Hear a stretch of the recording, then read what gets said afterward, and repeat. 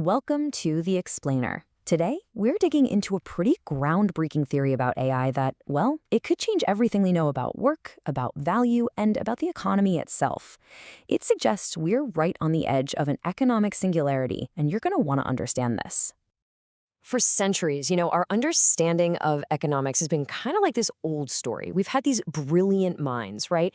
Each describing one part of the system, but never the whole thing all at once. But what if, for the very first time, we found a tool that could finally let us see the entire elephant? Okay, let's get into it. To really grasp where we're headed, we've got to first understand why our old maps of the economy, from Adam Smith all the way to Karl Marx, they just don't cut it anymore for navigating the world we live in today. I mean, each of these guys was a genius, no doubt, but they were each holding a different part of that elephant.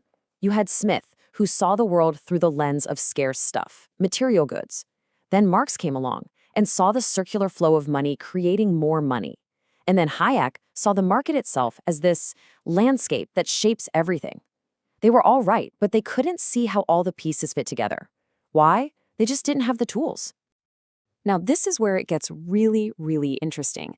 The very same math that powers generative AI, the tools creating all this amazing text and art and video, that same math gives us a totally revolutionary new way to see the entire economic system. It connects all those separate pieces into one single coherent picture. So, it all boils down to this one powerful idea: loss minimization. This is literally the engine inside all AI. It's always trying to close the gap between its internal belief about the world and what the world actually is. But here's the kicker. This new theory says that's not just how AI works, it's how everything works. From a company to a simple organism to you and me, we're all just loss-minimizing systems, constantly trying to update our models of reality so we can survive and thrive. And what's so brilliant about this is the bigger picture that starts to form. Instead of just one kind of capital, we can now see four. So you've got material capital, the scarce stuff Smith talked about. If I give you my apple, I don't have it anymore. Simple. But then there's intelligence capital, which is all about abundance. If I share an idea with you, we both have it. Its value actually grows. Then you have network capital, that's the value in our connections. And finally, diversity capital, which makes the whole system more resilient. The old models, they just couldn't see all these different value flows at the same time. Okay, so this isn't just some abstract idea for a textbook. It's describing a massive, massive shift that is happening right now. It's an exponential change driven by AI that's creating a real tipping point in human history. We've hit what the source material calls the intelligence inversion point. This is where the rules of the game fundamentally change. Think about it. Human intelligence, it's capped by our biology. We have to sleep, we get tired, we're expensive.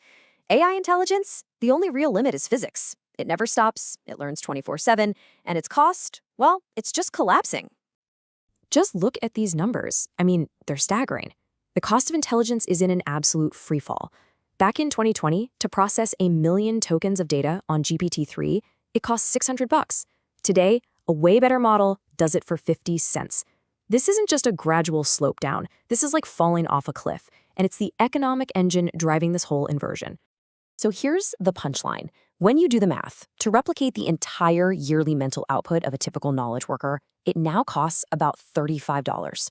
$35. That's less than you'd pay for a single tank of gas for an entire year of work. This is the new economic reality.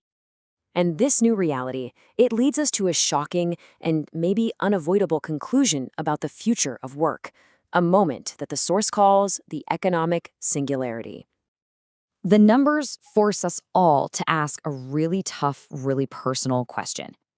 If your job, day in and day out, involves you sitting at a computer, working with information, writing code, creating reports, could an AI do that job?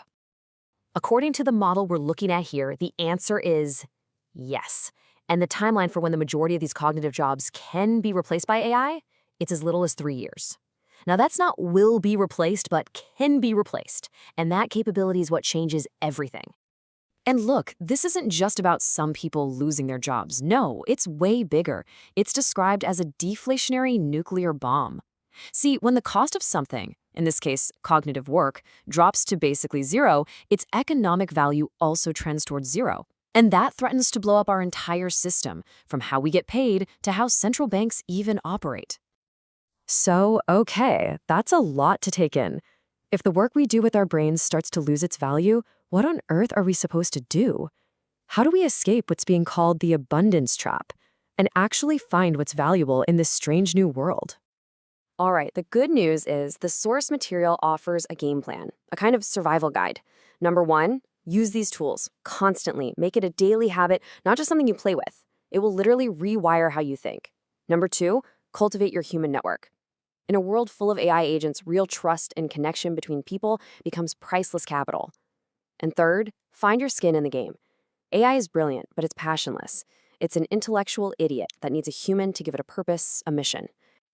So think about it. If intelligence becomes a commodity, something that's everywhere and cheap, what suddenly becomes rare and valuable? Well, it's the stuff that makes us human. Our attention, real, authentic connections, trust between people, unique experiences you can't just download. Even things like verifiable digital scarcity get a whole new level of importance. This is the currency of the new economy. This whole massive shift, it really forces us all to just look in the mirror and ask a fundamental question about our own worth.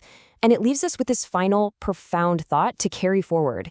In a world of nearly infinite intelligence, what is it exactly that makes a human valuable?